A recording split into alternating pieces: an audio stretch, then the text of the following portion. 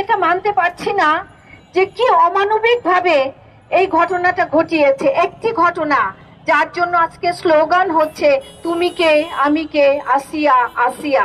আমিও একজন আসিয়া, আমারও তো নিরাপত্তা নাই।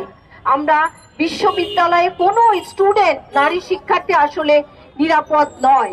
আমি বিশ্ববিদ্যালয়ের পক্ষ থেকে, ভূগোল বিভাগের পক্ষ থেকে সকল নারীর প্রতি একটি শক্তি হিসাবে আজকে এখানে দাঁড়িয়ে শুধু দুটো কথাই বলবো, এর প্রকাশ্য বিচার হতে হবে। এটা ফাঁসি হবে না, ফাঁসি আমরা সবাই দেখতে পারি না। এর প্রকাশ্য বিচার হবে, যেমন বিচার হয় মধ্যপ্রাচ্যের দেশগুলোতে। আমরা সেই রকম বিচার চাই, এবং যত দ্রুত সম্ভব। না হলে যে প্রশাসন, আমি এখানে সকল ইনস্টিটিউশনের কথাই বলছি। যমুনা ইলেকট্রনিক্স ঈদে ডাবল খুশি অফার সিজন 3, যে কোনো পণ্য কিনলেই পাচ্ছেন নিশ্চিত ঈদ উপহার। অর্থাৎ পড়াশোনা যা চালু হয়েছিল আবার কিন্তু থেমে যাবে। আমি সরকারের কাছে বলছি, আপনারা এগিয়ে আসুন, দ্রুত এটার সমাধান করুন। না হলে আমরা আর বোধহয় ক্লাসরুমে যেতে পারবো না, কারণ ওখানেও তো আমরা নিরাপদ না।